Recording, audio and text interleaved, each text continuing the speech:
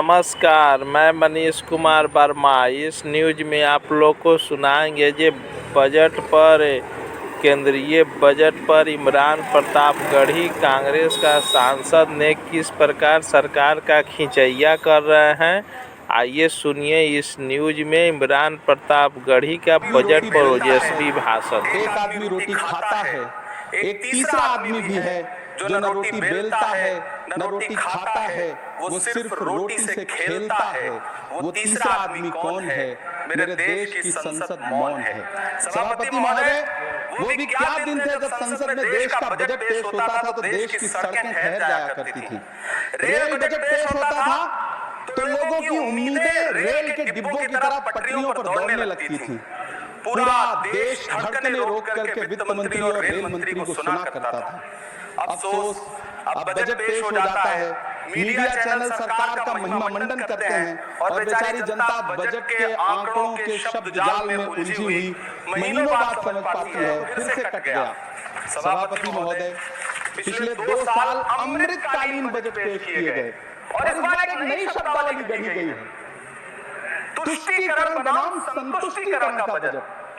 सभापति महोदय, सुनने में कितना अलंकारिक लगता है ये शब्द। सोच रहा हूं देश के वित्त मंत्री और प्रधानमंत्री जी से पूछूं कि आखिर किसकी संतुष्टि? जिस बजट में मनरेगा के लिए 1 रुपए की बढ़ोतरी ना हो, वही पुराना 86,000 करोड़, जबकि पहले 9,754 करोड़ का घाटा हो। जिस मनरेगा से करोड़ों मजदूरों के घर में चूल्हा जलता हो, उस मनरेगा में काम करने वाले गरीब मजदूरों के लिए अगर आपके खजाने से 1 रुपया भी इजाफी नहीं निकल सका तो भला कौन संतुष्ट हुआ साहब? इस देश का गरीब मजदूर या आपके उद्योगपति दोस्त? वो जो महाराष्ट्र में लोकसभा विधानसभा के बीच में 40 लाख मतदाता बढ़ाए गए थे, अरे उन्हीं के लिए मनरेगा का थोड़ा सा बजट बढ़ा देते। क्या उसमें मनरेगा का एक भी मजदूर नहीं था 40 लाख लोगों में? सारे के सारे 12 लाख की छूट वाले से आगे के लोग थे। सभापति महोदय, कल जब वित्त मंत्री जी देश की संसद में भाषण दे रही थी तो वहां मुंबई में कोई गरीब इंसान जब अपनी जेब टटोल करके अपनी मोटरसाइकिल में 1 लीटर पेट्रोल भरवा रहा था तो उस पेट्रोल की कीमत थी 103 रुपया प्रति लीटर। आखिर इतना महंगा पेट्रोल डीजल खरीद के कौन संतुष्ट हो रहा है? इस देश के गरीब लोग या फिर सरकार के चहेते धन्ना सेठ? सभापति महोदय, वित्त मंत्री जी इस बजट को मध्यम वर्ग को संतुष्ट करने वाला बजट बता रही हैं। अरे मैडम, हम आप यहाँ पर बैठे रहते हैं और वहां बाहर इसी दिल्ली में 1 लीटर दूध, चाहे वो अमूल का हो या फिर मदर डेयरी का हो, उसकी कीमत 73 रुपए लीटर है। इतना महंगा बेच करके कौन संतुष्ट? गरीब जनता या आपके धन्ना सेठ दोस्त? सभापति महोदय, इस सरकार का बाजार और महंगाई पर कोई नियंत्रण नहीं रह गया है। चाहे देश में लहसुन 400 रुपए किलो बिक जाए, टमाटर 100 रुपए किलो बिक जाए, प्याज का दाम सुनकर आंखों में आंसू आ जाए, लेकिन वित्त मंत्री महोदया बजट में महंगाई का मां भी नहीं बोलती है। बच्चों की किताब और पेंसिल तक पर टैक्स लगाने वाले सरकार से मैं पूछना चाहता हूं कि आप मध्यम वर्ग का हितैषी बताते हैं खुद को, तो शर्म नहीं आती है? खुद को धार्मिक कहने वाली सरकार भगवान श्री कृष्ण के प्रिय खाद्य पदार्थों दही और मक्खन तक पर जीएसटी लगाती है और बात करती है मध्यम वर्ग की हिमायती होने की। जिंदा रहते हुए जनता से हर चीज पर टैक्स वसूलने वाली ये सरकार कम से कम मरने पर तो लोगों को बख्श देती, लेकिन नहीं, वहां भी लूटना है। अंतिम संस्कार के सामान, अगरबत्ती, धूप बत्ती, केला जल, चंदन पाउडर, जौ, बताशा, काला तिल, पंचरत्न, कपूर और कफन तक पर टैक्स लेने वाली ये सरकार किस मुंह से खुद को मध्यम वर्ग का हितैषी बताती है? कौन सी संतुष्टि? किसकी संतुष्टि? कदम कदम पर टैक्स देकर लूटने वाली जनता की या फिर जनता से टैक्स वसूल करके धन्ना सेठों का खजाना भरने वाली सरकार की? किसकी संतुष्टि? सभापति महोदय, 18 अगस्त 2015 आरा का बिहार का ऐतिहासिक मैदान, सजा हुआ मंच, हजारों की भीड़ और सामने खड़े हुए देश के प्रधानमंत्री का भाषण। बिहार के भाइयों बहनों, आज मैं बिहार के लिए पैकेज की घोषणा कर रहा हूं। 50,000 करोड़ कर दूं कि ज्यादा कर दूं? अखिलेश भाई, 60,000 करोड़ कर दूं कि ज्यादा कर दूं? 70,000 करोड़ कर दूं कि ज्यादा कर दूं? 80,000 करोड़ कर दूं कि ज्यादा कर दूं? चलो, मैं बिहार को 100 लाख करोड़ का पैकेज दे रहा हूं। 10 साल हो गए सभापति महोदय, वही ढाक के 3 पात बिहार आज भी विकास की बात जोड़ रहा है। भाषण आज भी प्रधानमंत्री जी के YouTube चैनल पर सुना जा सकता है। जो झूठ बोल के करता है मुतमईन सबको, वो झूठ बोल के सब मुतमईन नहीं होता। सभापति महोदय, ये तो राहुल जी का कौन सा शब्द सर, कौन सा शब्द? झूठ। ठीक है सर, मिथ्या बोल करके, जो मिथ्या बोल के करता है मुतमईन सबको, वो मिथ्या बोल के खुद मुतमईन नहीं होता। ये राहुल जी का असर है। जो मखाना बोर्ड की घोषणा हुई, अखिलेश जी आपको याद होगा, भारत जोड़ो न्याय यात्रा में 30 जनवरी 2024 को बिहार के रंगभूमि मैदान में राहुल गांधी जी का पूर्णिया में भाषण था और उसमें मखाना को लेकर उन्होंने आवाज उठाई थी। ये उनका असर है कि आपको मखाना बोर्ड बनाना पड़ा, वरना तो आप मखाना बोर्ड बनाने वाले लोग हैं। सभापति महोदय, बिहार को झूठे कहकर और चुनावी दिलासे देना बंद करिए। आज भी जब कोसी में बाढ़ आती है तो पूरा सीमांचल बर्बाद हो जाता है। मैंने उस तबाही को अपनी आंखों से देखा है। 2016-17 की बाढ़ में अपने इन्हीं हाथों से राहत सामग्री बांटी है मैंने। अगर सच में बिहार के लिए कुछ करना चाहते हैं तो बिहार को बाढ़ से बचाने का प्रबंध करिए। पूर्णिया एयरपोर्ट 10 साल से बात जोड़ रहा है। घोषणा 2014 में हुई, बन के आज तक तैयार नहीं हुआ। अलीगढ़ मुस्लिम विश्वविद्यालय का किशनगंज सेंटर बजट के अभाव में दम तोड़ता जा रहा है। मैंने पिछले बजट सत्र में भी आवाज उठाई थी। आज फिर वित्त मंत्री जी से अनुरोध करना चाहता हूं, दामन फैला करके, कि अलीगढ़ मुस्लिम विश्वविद्यालय का किशनगंज सेंटर बन जाने दीजिए। आखिर कौन सी नफरत है? ये मुल्क हमारा भी है। इस मुल्क की मिट्टी में हमारा भी खून पसीना शामिल है। हमसे इतनी भी क्या नफरत? रिश्तों की ये नाजुक डोरें तोड़ी थोड़ी जाती हैं। अपनी आंखें दुखती हो तो थोड़ी थोड़ी जाती हैं। सभापति महोदय, अल्पसंख्यक मंत्रालय का बजट काटकर मौलाना आजाद नेशनल फेलोशिप बंद कर देना, प्री मैट्रिक स्कॉलरशिप बंद कर देना, नई मंजिल योजना बंद करना, धरोहर योजना बंद करना। 2024-25 के बजट में माइनॉरिटी मिनिस्ट्री के लिए 3183 करोड़ रुपए की घोषणा हुई, लेकिन देश को हैरत होगी कि बाद में समीक्षा करके लगभग आधा कर दिया गया 1868 करोड़ रुपए। मुझे सरकार से पूछना है कि कौन संतुष्ट हुआ? इस देश का अल्पसंख्यक संतुष्ट हुआ या आप संतुष्ट हुए? किसका संतुष्टिकरण?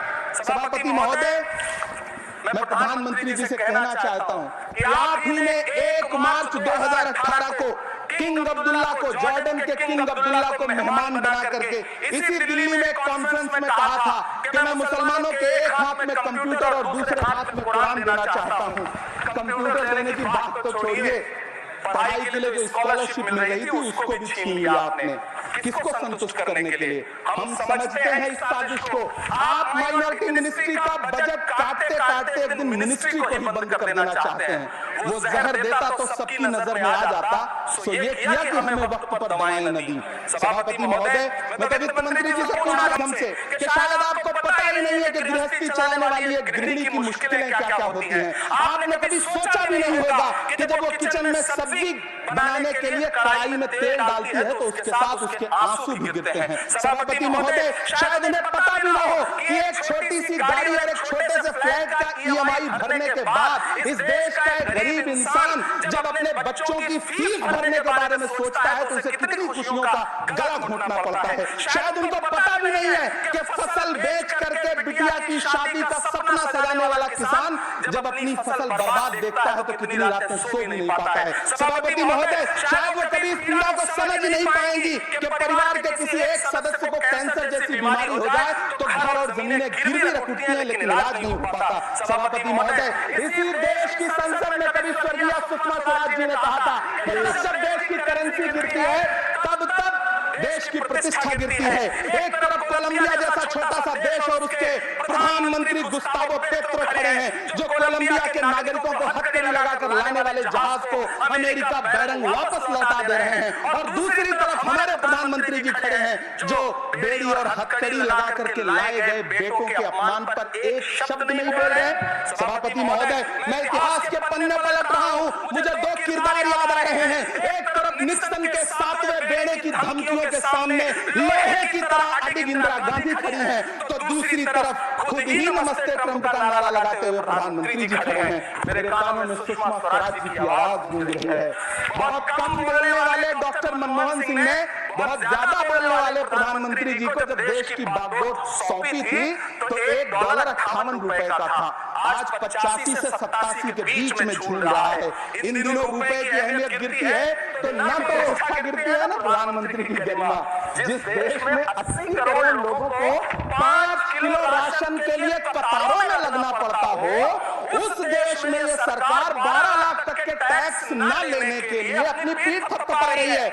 हुकूमत इस खबर आवाम पर एहसान करती है, ये आंखें छीनती है और चश्मे दान करती है। सभापति महोदय, महाराष्ट्र का भिवंडी हो, मालेगांव हो, इचलकरंजी हो, यूपी का बनारस हो, मुलायमा हो, मुबारकपुर हो, रांची का छोटा नागपुर हो, बिहार का भागलपुर हो, हर जगह बुनकरों की उम्मीदें तोड़ रही हैं, लेकिन इस सरकार के पास उनके लिए कुछ भी नहीं है। मुरादाबाद का पीतल उद्योग, कानपुर का चमड़ा उद्योग, सहारनपुर का लकड़ी उद्योग, फिरोजाबाद का चूड़ी उद्योग, अलीगढ़ का ताला उद्योग, सब सरकारी प्लानिंग से तबाह हो रहे हैं। इन तमाम के बीच सरकारी सपोर्ट से बस एक उद्योग फल फूल रहा है, नोएडा का नफरत उद्योग। सभापति महोदय, जिस देश में 40 से 45% मेडिकल फैकल्टी की सीट खाली हो, वहां बजट में 75,000 नए मेडिकल सीट्स का ऐलान हो रहा है। सरकार बहादुर, कम से कम इस देश के पढ़े लिखे युवाओं को तो मूर्ख समझना बंद करिए। वो अब तिजारती पहलू निकाल लेता है। पहले 7500 मेडिकल सीट्स बाद में बनाइएगा, पहले जो एम्स में 2161 पद खाली पड़े हैं उनको तो भर दीजिए। वो अब तिजारती पहलू निकाल लेता है। मैं कुछ कहूं तो तराजू निकाल लेता है। मैं इसलिए भी तेरे फन की कदर करता हूं तो झूठ बोल के आंसू निकाल लेता है। सभापति महोदय, फिर झूठ भाया मैं उसे मिथ्या कर दे रहा हूं। काश ये बजट, सभापति महोदय, शब्द मैं मिथ्या कर दे रहा हूं सर, एक शब्द को हटा दीजिए। ध्यान रखिए ऐसे जो भी शब्द हो आपके। सभापति महोदय, काश ये बजट बीपीएससी के पेपर लीक की शिकायत करने वाले नौजवानों पर बरसती हुई पुलिस की लाठियों पे जख्मों पर मरहम लगा पाता। सभापति महोदय, पिछले 80 दिन से 70 साल का एक बुजुर्ग एमएसपी की लीगल गारंटी मांगता हुआ आमरण अनशन पे बैठा हुआ है। काश ये बजट किसान नेता जगजीत डल्लेवाल की पूरी नहीं पाता। काश ये बजट प्रतियोगी परीक्षाओं की तैयारी के लिए दिल्ली, कोटा, पटना, अहमदाबाद जैसे शहरों में, इलाहाबाद जैसे शहरों में किताबों के साथ जल रहे युवाओं के सपनों को जिंदगी दे पाता। काश ये बजट वंदे भारत के सुनहरे विजुअल के बजाय देश की गरीब जनता को कुछ और पैसेंजर ट्रेनें दे पाता। काश ये बजट सीनियर सिटीजन को ट्रेन टिकटों में मिलने वाली रियायतें वापस लौटा पाता जिनको सरकार ने कोविड के नाम पे छीन लिया था। काश ये बजट किसानों की राह में कीले नहीं बल्कि कालीन बिछाने वाला बन पाता। काश ये बजट सरकारी मालिकों को यह समझा पाता कि नेहरू को कोसने से अर्थव्यवस्था नहीं सुधरेगी, उसके लिए डॉक्टर मनमोहन सिंह साहब की अर्थनीति अपनानी पड़ेगी। पिछले 11 साल से नेहरू जी को कोस रहे हैं, आखिर कब तक कोसिएगा? थोड़ा पंडित नेहरू जी के बारे में पढ़िए, तब पता चले कि पंडित नेहरू की शख्सियत का नाम है। दुनिया का पहला ऐसा राजनेता जिसने अपनी जिंदगी की आजादी के लिए, देश की आजादी के लिए 3259 दिन अंग्रेजों की जेल में बिताए। पंडित नेहरू एक ऐसे महान शख्स जिनके पिता पंडित मोतीलाल नेहरू, जिनकी बहन विजय लक्ष्मी पंडित, जिनके बहनोई पंडित रंजीत सीताराम, जिनकी बेटी इंदिरा गांधी, जिनके दामाद फिरोज गांधी, सब ने अंग्रेजों से लड़ते हुए स्वतंत्रता आंदोलन में जेल काटी। आप किस मुंह से उनकी लकीर छोटी करने की बात करते हैं? नहीं कर पाइएगा, 7 जन्मों में नहीं कर पाइएगा, क्योंकि जिस्म नहीं होती है, जिस्म मिट जाने से इंसान नहीं मर जाते, धड़कने रुकने से अरमान नहीं मर जाते, सांसें थम जाने से ऐलान नहीं मर जाते, जिस्म की मौत कोई मौत नहीं होती है। सभापति महोदय, मैं आपके सामने खड़ा होकर के एक बहुत छोटी सी कहानी सुनाना चाहता हूँ। महान बादशाह सिकंदर ने जब यूनान फतेह किया तो जीत का जश्न मनाने के लिए शहर की सड़कों पर निकला, तो उसने देखा कि पूरा शहर तो जश्न मना रहा है, एक फकीर सड़क के किनारे चादर तान के सो रहा है। सिकंदर को गुस्सा आया, घोड़े से उतरा, उस फकीर के पास गया और उसे सोता देख करके उसे जोर की एक लात मारी और लात मार के कहा कि तू रे फकीर, मैंने यूनान फतेह कर लिया, लोग जश्न मना रहे हैं और तू सो रहा है। उस फकीर ने उन्हीं आंखों से सिकंदर को देखा और देख करके कहा कि शहर जीतना बादशाहों का काम है, लेकिन लात मारना तो गधे का काम है। सभापति महोदय, गरीब जनता को लात मारना बंद करिए। ये अमीरों के लिए बनाया गया बजट है, ये निराशाजनक बजट है। हम अमृतकाल सुनते आ रहे थे, ये अमृतकाल इतनी जल्दी समाप्त हो गया कि अब अमृतकाल का कोई नाम तक नहीं लेना चाहता है। इसलिए मैं इस सदन में खड़ा होकर के देश की वित्त मंत्री महोदया से कहना चाहता हूं कि आपने अल्पसंख्यकों के बजट में जो कटौती की है उसको बहाल करिए। आपने मनरेगा को जो स्थिर रखा है उसका घाटा 9,754 करोड़ है, कम से कम उतना बढ़ा करके बढ़ाने के लिए MSJP न्यूज एक बार अवश्य देखे, अपना राय कमेंट बॉक्स पर अवश्य भेजे। जय हिंद, भारत माता की जय।